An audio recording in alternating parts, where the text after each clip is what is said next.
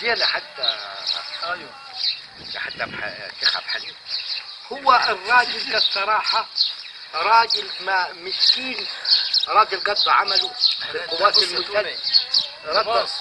انت هو هيلقي البال بتاعه على طول مش يعني علشان اياه. خلاص قول البيان بتاعك ورأيك للشعب المصري، انت راجل مواطن. اول حاجه للشعوب اللي الناس اللي قاعده في ميدان التحرير. اقسم بالله العظيم والله. اتفضل. ايوه والله يا استاذ عبد الحليم الراجل دي راجل في القوات المسلحة وراجل مدخرم وراجل 100. احنا ابناء سهادل ما عملناش مظاهرات ولا شفنا حادث ولا عارفين في الدنيا حاجة. الراجل دي حرام علينا نخسروه. ليه نخسروه؟ راجل قاعد في القصر ما يستقبل جميع الوفايد اللي ده من برا وقف، لكن ما عرفش الداخل مين. وزير الداخلية عرفوش ما يضحك من وراكيه. احمد عز بتاع الحديد ده هو اللي قوم النيران. راجل فيش واحد لاقي طبق الدود المش ما يفط من عندي. علاوة المش لما تتفتح ما تطلع ملايين الدود يفط. في ناس ما لقاش الملايين الدود دي اللي ما تفط من المش وناكلوا المش. فاني الراجل دي كتر خيره ما عرفش، لكن حرام لما احنا في المثل الراجل دي لا حرام لا شريك حد لا محترم في جميع البلاد، والبلاد عامله له حساب. الكويت، السعوديه، مصر. يا اخي بتاع السعوديه ما ياكل زر. راجل ما عرفش حاجه غير الزر. تروح لبتاع اليمن ده ما عرفش حاجه. ده المفروض دول احنا نحمله زر ونوده. عفوا سيد ابو السعود، ما في داعي للتشجيع. لكن غلط، احنا الزر نودوه للدول البرانيه. اوباما ده احنا احترمناه في مصر يوم كامل، 3 ايام تكفل له مصر احتراما لي، ولا يعرف قيمة الشعب المصري. طب ايه رايك انت دلوقتي في اللي حاصل في ميدان التحرير؟ انا ميدان التحرير دول شوف منطقة اهي، اصل الناس يا عمي منطقة محصارة.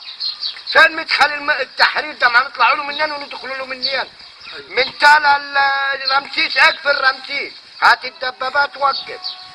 من تل عم رياض اقفل اقفل الاحصاد.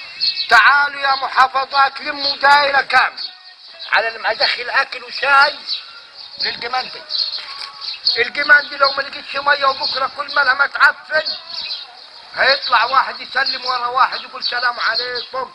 طيب تعال يا ابو العم سماح بس ارجوك اللي عملته ده غلط تتعاقب بيه.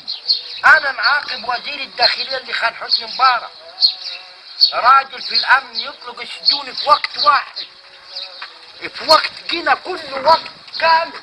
الاسكندريه لغايه فلسطين كله يتفتح سجون. فين عدل الحبيب؟ ده يقعد في الحبل من الميدان ويشتلك عبره الغير.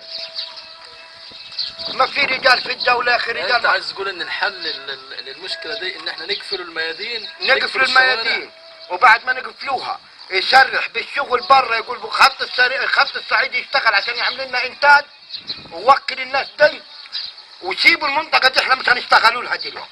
منطقه التحرير عاوزينها هذه. فين الورقات اللي فيها؟ عاوزينهم. انت عاوز تسافر من غير ورق بطلنا تحرير. اطلع على اللي رايح فيه، يمنع لي الطيران اللي نازل من مصر لانه جايب الفتنه اللي نازل من مصر. زين يحصروا الفلوس اللي صرفت من البنوك راحت فيها. دي راحت فين الفلوس؟ انت تطلع بقى اللي نازل اللي طالع على من مصر مسامح له، لكن اللي نازل داخل مصر ما تنزلش طياره عليه. اوباما مين؟ كنت تصلي لما اتصلت. اليمن مين؟ سعودية مين؟ واكله زر بتاعت سوريا. يا راجل ده القذافي من انه عبيط قال نزرع المكرونه. طيب المكرونه تزرع يا ابن الكعب؟ امال ليه هو الشعب خلانا تعب؟ امريكا ركبتنا من جديد. طب في مكرونه تزرع؟ قال يا سياده الرئيس مكرونه هنزرعوها احنا بدل مصر. طيب يا ابن الكلب ده في المخابز ما تتعمل من الدقيق. عرفش المكرونه؟ لا بزرع واحد مصد رش 50 الدب مكرونه عشان تخدر القاعه دي تحت. حسني مبارك القذافي بتاع السعوديه راجل لا عارف قيمه ولا حاجه، واللي نافعوا رسول الله صلى الله عليه وسلم نعم نعم. وحارسوا الانبياء دي، ومصر بآمنة مطمئن. مصر يا اخي ما يقول لك انزلوا مصر اهبطوا في مصر كل عدسها وبصرها. يا اخي ده طالع لنا في البصاره والعدس على الطلاق بطن زرعت من البصاره. هبطنا مصر آمنة مكرمة انزلوها في مصر آمنين كويس عندي في الوضع يعني. وكلوا عدسها وبصلها. البصلة مخدر قدام مكفيش البصل من الناس. فاحنا سيادة الرئيس محترم 100% وراجل متواضع والله هنخسروا يا جماعة. انا بكيت عليه ليلتين ولا نبكي على الراجل. راجل اول ما قال انا في القوات المسلحة وصاح راجل حمل الطيران في طيارته وضرب بالصواريخ اللي احنا ما عارفين نركب الحمارة لغاية الليل. مع تعنطز الحمارة مع تقلبنا تكسرني. نفر يخسر 700 جنيه على الكسر وكسرت حمارة. لو ركبناك في الجو يا ابني الكلب وما تعمليه تنزل على فيها. ما قدرش يعني ما فراجل امين راجل محترم راجل زين راجل يخلوني. ده راجل لو حرامي ده كان مشي كان غادر. هو لو هتتابع قناة المصرية بس شوية عشان هم فيعني الحمد لله نطلب الاستقرار احنا والناس اللي في التحرير دي تفهم. يعني حضرتك تؤيد الاستقرار واستبقاء الرئيس الى الفترة المتبقية من الرئاسة. يقول لك الاخبار يعني ازاي يعني يقولها لي تاني اشرحها لي. يعني تسليم السلطة سلمي. السلمي دي وإن عاوزين ايه مطلوباتكم. احنا غلطنا عليكم قوي والعملية طولت قوي. فاحنا دلوقتي يا جماعة صحين لانه نحرص الدولي من اللي داخل برا. لانه احنا لا عاوزين نبقوا زي فلسطين لا نبقوا زي اليمن لا نبقوا زي في المثل العراق. العراق اتفككت يا جماعة. نعم نعم. اتعركت العراق على كده لغاية الليل ما لهاش رئيس. ايوه هم تونس. طب بتقول ايه يعني حضرتك للشعب اللي هو متظاهر في ميدان التحرير؟ ميدان اللي في التحرير ده كله بالرضا. وجه رسالة يعني بقصد وجه. انا نوجه رسالة يتقفل عليه المنافذ والاكل ده يطلع يسلم نفسه زي الفار. الفار لما تجي عليه المية ما يفوت من الشق تقدرش تمسكه من شدة المية. ده انا نحبس عليهم الاكل ونحبس عليهم الدخول لانه في فوضى ما تدخل لهم اكل. ده ما يدخل منين؟ حق يكون هم عملوا استعدادهم في ميدان التحرير. طب الاكل اللي عملوه خليه يخلصوه لغايه ما يبطلوا.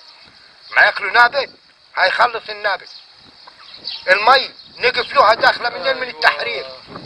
نقفلوا المي عليهم.